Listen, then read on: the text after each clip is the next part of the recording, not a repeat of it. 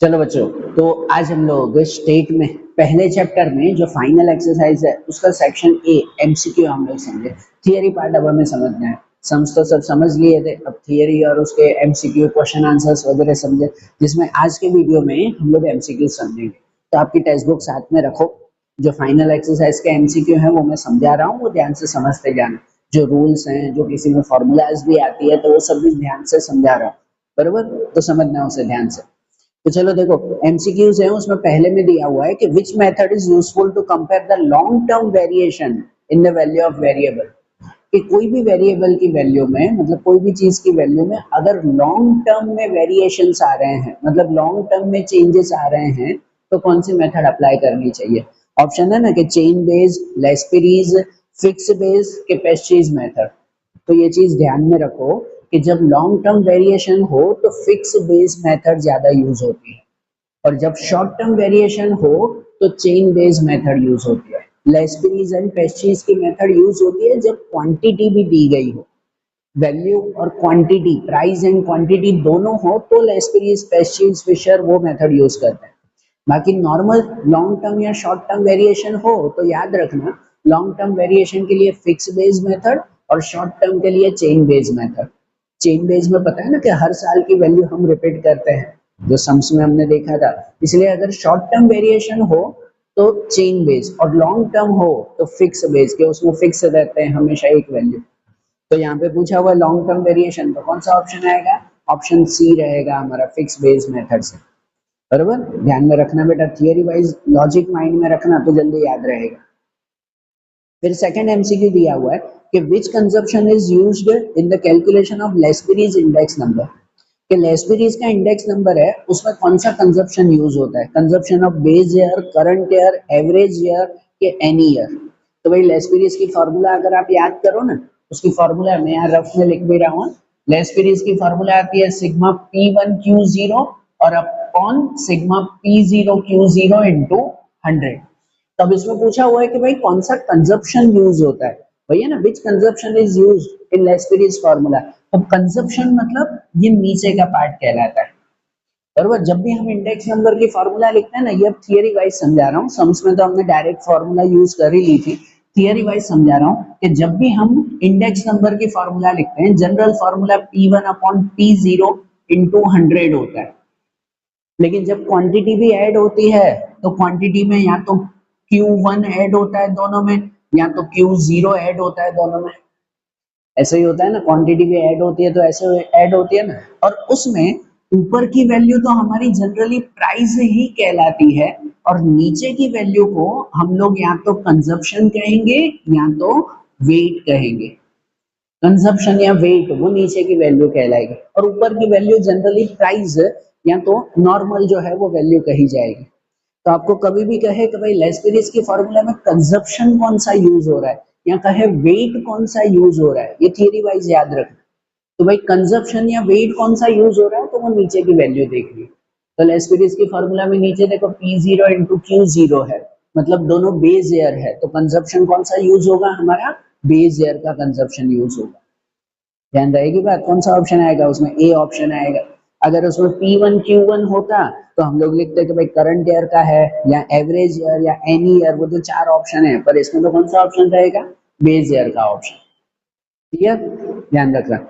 फिर थर्ड में है कि which price are consider in the construction of cost of living index number. जब हम cost of living index number ढूंढते हैं तो हर चीज में कौन सी प्राइस काउंट करते हैं? किसी का भी cost of living index number, मतलब कोई एक ग्रुप का, कोई एक फैमिली का इंडेक्स नंबर फाइंड करते हैं, तो उसके लिए कौन सी वैल्यू काउंट की जाती है? तो उसके लिए हमेशा रिटेल प्राइस काउंट किया जाता है, जो इसमें है ना, market price, wholesale price, average price, retail price. तो ये ध्यान में रखना कि कॉस्ट ऑफ लिविंग इंडेक्स के लिए हमेशा रिटेल प्राइस यूज होगा, ये थियरी वाइज याद रखना। क्योंकि जब हम कोई फैमिली, कोई ग्रुप की अगर इंडेक्स नंबर काउंट करते हैं या cost of living index count करते हैं, तो वो रिटेल में कौन सी चीजें कितने में खरीद रहे हैं उसके अकॉर्डिंग काउंट करते हैं, ना कि होलसेल में। As a family, as a person, मैं कोई भी बाहर से सामान खरीदता हूँ तो होलसेल में नहीं खरीदता, हमेशा रिटेल में ही खरीदता हूँ। बरोबर ना, हर मिडिल क्लास पर्सन रिटेल में ही सामान खरीदता है, होलसेल में नहीं खरीदने जाता। और इसी वजह से अगर सपोज मिडिल क्लास का cost of living index number count करना है तो वो रिटेल प्राइस पर ही काउंट होता है, दूसरे कोई प्राइस पे नहीं।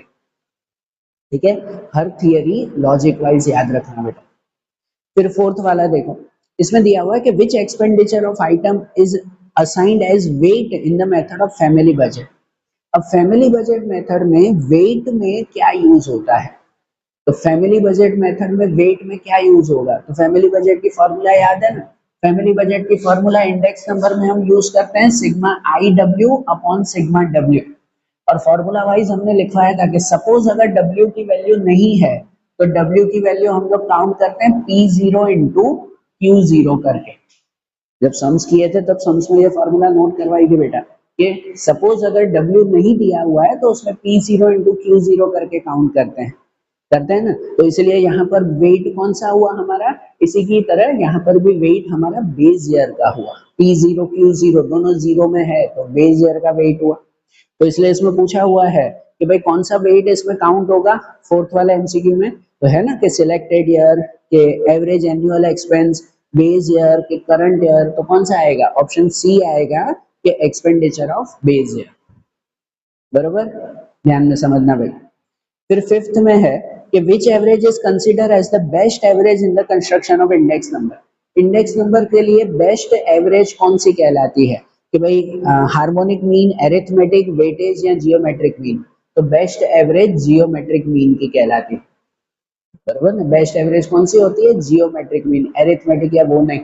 अच्छा चलो, इंडेक्स नंबर में बेस्ट इंडेक्स नंबर कौन सा होता है, हमने पूरे चैप्टर में सम्स किए हैं, तो उसमें इंडेक्स नंबर में बेस्ट इंडेक्स नंबर कौन सा हुआ हमारा, बेस्ट इंडेक्स नंबर पता है, फिशर इंडेक्स नंबर होता है, Laspeyres, Paasche's and Fisher index number. और फिशर इंडेक्स नंबर कैसे काउंट करते हैं, तो फिशर इंडेक्स नंबर की फॉर्मूला आती है कि Laspeyres index number into Paasche's index number, या पूरी फार्मूला वाइज के P1Q0 into P1Q1 and P1Q0 into 100। तो ऐसे रूट में ही काउंट करता है ना, और रूट में काउंट करने वाला एवरेज उसे हम जियोमेट्रिक मीन ही कहते हैं। 11th में याद करो, जियोमेट्रिक मीन की यही फॉर्मूला आती थी, बराबर। लेस्पेरियस स्पेशीज की जगह हम x1 x2 लिखते थे, है कि नहीं। इसलिए सिंपल याद रखो कि अगर बेस्ट इंडेक्स नंबर का एवरेज पता करना है तो वो जियोमेट्रिक मीन से होता है, ठीक है। चलो फिर number 6, which index number give idea of standard of living of people. लोगों का लिविंग स्टैंडर्ड पता करना हो तो कौन सा इंडेक्स नंबर बेस्ट कहलाता है, तो सीधी सी बात है, हमने इतनी सम्स में भी समझा कि उसके लिए cost of living index number best होता है, बराबर। नाम में ही है cost of living index number, जो लोगों का लिविंग स्टैंडर्ड ही बताता है, पर्टिकुलर ग्रुप, पर्टिकुलर क्लास का लिविंग स्टैंडर्ड मेंटेन करता है, बराबर। तो सिक्स्थ वाले में तो डायरेक्ट आंसर है कि cost of living index number. फिर seventh, the price of item increased by 4.5 times in the current year as compared to the base year, what will be the price index number। दिया हुआ है कि कोई item, कोई product का price 4.5 times increase हुआ है बेस ईयर के कंपेयर में करंट ईयर में, मतलब सपोज एक साल में 4.5 टाइम्स इंक्रीज हुआ है, तो उसका इंडेक्स नंबर कितना होगा।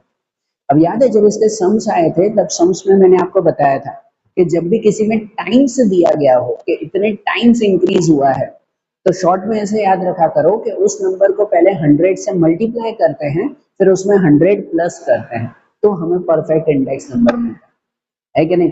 कि भाई अगर 4.5 टाइम्स प्राइस इंक्रीज हुआ है तो प्राइस इंक्रीज हुआ 4.5 टाइम, तो सपोज 100 इंटू 4.5 होगा। सपोज पहले प्राइस 100 रुपए था, अभी 4.5 टाइम इंक्रीज हुआ तो 100 इंटू 4.5 हो जाएगा, पर ये तो प्राइस इंक्रीज हुआ। अब अगर इसका इंडेक्स नंबर ढूंढना हो तो इंडेक्स नंबर ढूंढने के लिए इसको 100 से प्लस करते हैं। ये सम में भी मैंने बहुत बार नोट करवाया था, सेक्शन सी के शॉर्ट सम्स में भी ये है, तो इसे ध्यान में रखना बेटा।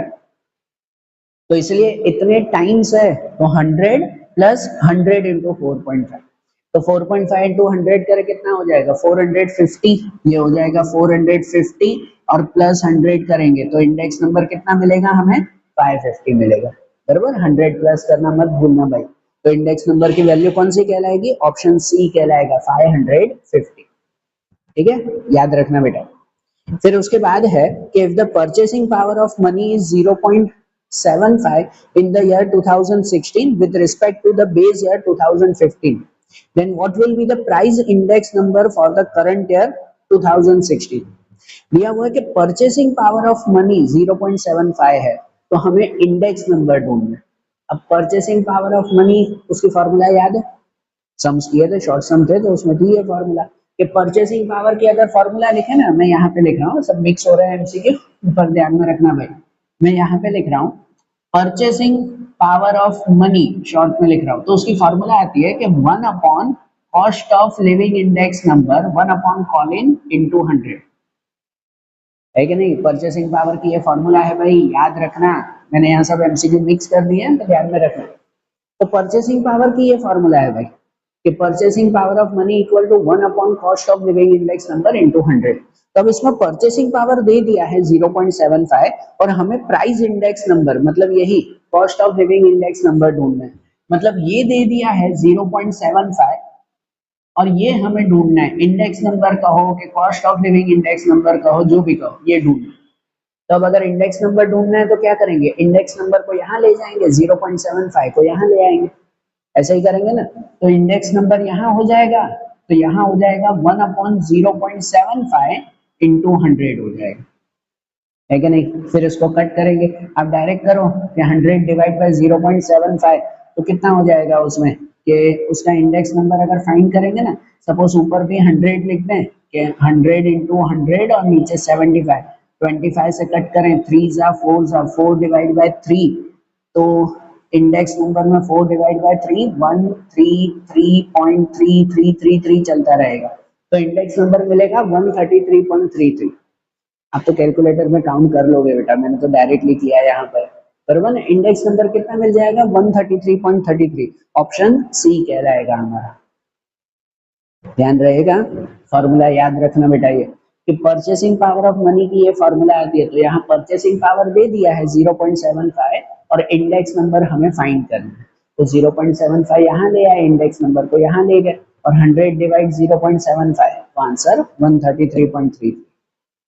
पक्का कैलकुलेशन माइंड में रखना। चलो फिर उसके बाद 9th वाला है क्वेश्चन कि if the cost of living index number for the people of a class is 200 for the year 16 with respect to the year 15, which of the following statement is true? Okay, अब यहाँ cost of living index number 200 दे दिया है, तो उसके हिसाब से कौन सा सेंटेंस सही है वो हमें बताना है। चलो तो पहले में दिया हुआ है there is an average 200% rise in the current year price of the item consumed with that class. Okay, दिया हुआ है कि there is an average 200% rise, कि अगर 200 इंडेक्स नंबर दिया हुआ है तो इसका मतलब 200% का इंक्रीज हुआ है। सही है ये सेंटेंस? नहीं है सही। अब देखो 200 इंडेक्स नंबर है, आपको याद है कभी कोई इंडेक्स नंबर होता है, सपोज अगर इंडेक्स नंबर की ये फॉर्मूला मिली तो हम इंटरप्रेट करते हैं, सम्स होता तो इंटरप्रेट करते हैं ना उसको कि कितना परसेंटेज का इंक्रीज हुआ, ओवरऑल इंक्रीज करके हर सम के नीचे लिखा हुआ है कि नहीं। आगे इतनी एक्सरसाइज हुई भाई, याद रखो इसे कि ओवरऑल इंक्रीज करके लिखते हैं, तो ओवरऑल इंक्रीज में क्या करते हैं, जो भी आंसर आता है उसको 100 से माइनस करते हैं, माइनस करते हैं ना। सपोज अगर इंडेक्स नंबर 133 आया तो ओवरऑल इंक्रीज कितना हुआ, तो 133 माइनस 100 करते हैं, मतलब 33% का ओवरऑल इंक्रीज हुआ, परसेंटेज 100 में से माइनस करके लिखे जाते हैं। तो यहाँ पे अगर इंडेक्स नंबर 200 है तो पहले ऑप्शन में दिया हुआ है कि एवरेज 200% ही राइज है, नहीं भाई, अगर परसेंटेज है तो 200 माइनस 100% का राइज होना चाहिए, तो यहाँ 200% लिखा हुआ है, मतलब ऑप्शन ए गलत है।